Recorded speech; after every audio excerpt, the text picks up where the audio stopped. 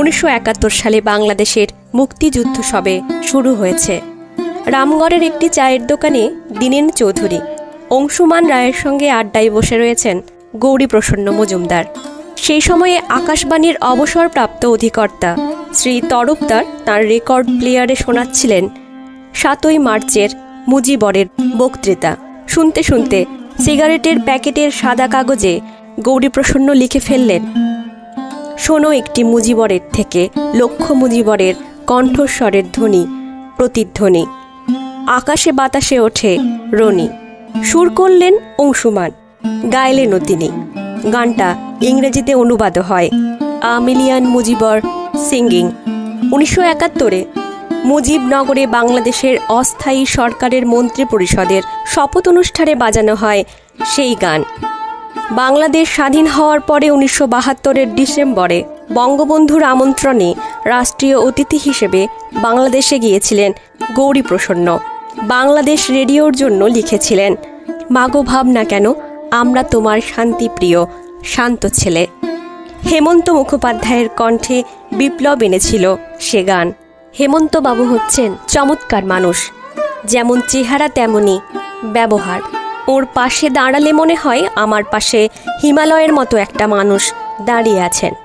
গৌরীপ্রসন্নের এই বক্তব্য বুঝিয়ে দেয় তাঁর কতটা কাছের মানুষ ছিলেন হেমন্ত মুখোপাধ্যায়। সলিল চৌধুরী না থাকলে হেমন্তবাবু কিংবদন্তি শিল্পী হতেন না। প্রকাশ্যে এই কথার প্রতিবাদ করেছিলেন গৌরীপ্রসন্ন মজুমদার। এক সাক্ষাৎকারে তিনি বলেছিলেন, Salil Chowdhury is a creation of Hemanta Kumar. মনুমেন্টের তলায় দাঁড়িয়ে যদি ঘোষণা করেও বলতে হয় তাহলেও বলবো, আমার লেখা আর নচিকেতা ঘোষের সুরে হেমন্তবাবুর গাওয়া আমার গানের স্বরলিপি লেখা রবে ওর জীবনে সর্বশ্রেষ্ঠ গান। তিনি জোর দিয়ে বলতেন, উইদাউট গৌরীপ্রসন্ন হেমন্তবাবুর সুরকার ও গায়ক জীবন অসম্পূর্ণ। হেমন্ত মুখোপাধ্যায়ের কাছ থেকে ভালোবাসাও পেয়েছেন তিনি, বিপদের সময়েও পাশে পেয়েছিলেন। HMVর অধিকর্তা PK সেনের সঙ্গে মনোমালিন্য হওয়ায় HMV গৌরীপ্রসন্নকে বয়কট করে।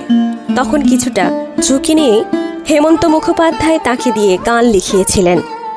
একে একে তৈরি হয়েছিল অনুদিরে একটি কথা শুধায় শুধু তোমারে, নীল আকাশের নিচে এই পৃথিবী, নীল আকাশের নিচে ছবি থেকে, দুই ভাই ছবির তারে বলে দিও, আজ দুজনার দুটি পথ, হারানো সুরের ওগো তুমি যে আমার, লুকোচুরি ছায়াছবির মুছে যাওয়া দিনগুলি, দ্বীপ জেলে যাই ছবি থেকে এই রাত তোমার আমার, মরুতীর্থ হিংলাজের পথের ক্লান্তি ভুলে, এবং সপ্তপদীতে এই পথ যদি না শেষ হয়ের মতো অসংখ্য হিট গান, যা বাংলা ছবির ইতিহাসে নতুন অধ্যায় লিখল। ফ্লপ ছবিকে শুধুমাত্র গানের জোরে সুপারহিট করে দিতে পারত গৌরীপ্রসন্ন হেমন্ত কুমার জুটি। একবার শেষ পর্যন্ত ছবির প্রযোজক এসে ধরলেন গৌরীপ্রসন্নকে, বললেন, আমার সব ছবি ফ্লপ করছে, এবার আপনাকে আর হেমন্ত দাকে নিয়েছি, এ ছবি হিট না করলে আমি পথে বসে যাব। গৌরীপ্রসন্ন লিখেছিলেন, এই মেঘলা দিনে একলা ঘরে থাকে না তো মন, কেন দূরে থাকো শুধু আড়াল রাখো, এই বালুকা বেলায় আমি লিখেছি নো। ছবি সুপারহিট। একবার অমল মুখোপাধ্যায় সঙ্গীত পরিচালনার সুযোগ পেয়ে ছুটে এলেন গৌরীপ্রসন্নের কাছে, বললেন, গৌরীদা এমন একটা গান লিখে দিন যেন আমি চিরদিন থেকে যেতে পারি বাংলা গানে। উনি লিখে দিয়েছিলেন, এই সুন্দর স্বর্ণালী সন্ধ্যায় কি বন্ধনে জড়ালে গো বন্ধু। কিন্তু এত কিছুর পরেও শেষ জীবনের সাক্ষাৎকারে গৌরীপ্রসন্নের একটা চাপা অভিমান প্রকাশ পায় হেমন্ত মুখোপাধ্যায়ের প্রতি। বলেছিলেন, HMV আয়োজিত হেমন্তের অনুষ্ঠানে তাঁর সঙ্গে অন্যান্যদের সম্পর্কের কথা বলা হলেও গৌরীপ্রসন্নের কথা কখনো বলা হয়নি। হেমন্ত মুখোপাধ্যায়ও নিজে কোনো অনুষ্ঠানে তাঁর কথা উল্লেখ করেননি। বাংলা গানের স্বর্ণযুগের অন্যতম এই রূপকারের ঝুলি ভরেছিল পুরস্কারে। পুরস্কারই কি তাকে অনুপ্রাণিত করে?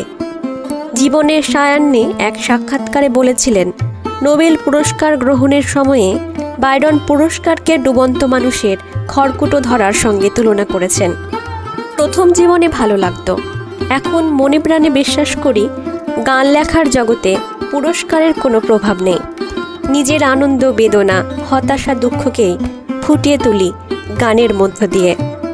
1985 সালে আরও একটি সাক্ষাৎকারে গৌরীপ্রসন্ন অভিমান নিয়েই বলেছিলেন, কাব্য সাহিত্যের ইতিহাসে গীতিকারদের স্থান দেওয়া হয় না, এ বড় ক্ষোভের কথা। অজয় ভট্টাচার্য, শৈলেন রায়, মোহিনী চৌধুরী প্রমুখ গীতিকারদের কবি প্রতিভা সম্বন্ধে কারো কোনো সন্দেহ থাকার কথা নয়। তবু কবি সম্মেলনে কোনো গীতিকারকে ডাকা হয় না। কবিতায় সুর দিলে গান হয় না, গানের ভাষা সম্পূর্ণ আলাদা। তা না হলে রবীন্দ্রনাথ কবিতা ছাড়াও অত গান লিখতেন না। তিনি যে নোবেল পুরস্কার পেয়েছেন তা একটি গানের বইয়ের জন্য। ক্ষোভ প্রকাশ করেছিলেন কেন্দ্রীয় সরকারের প্রতি।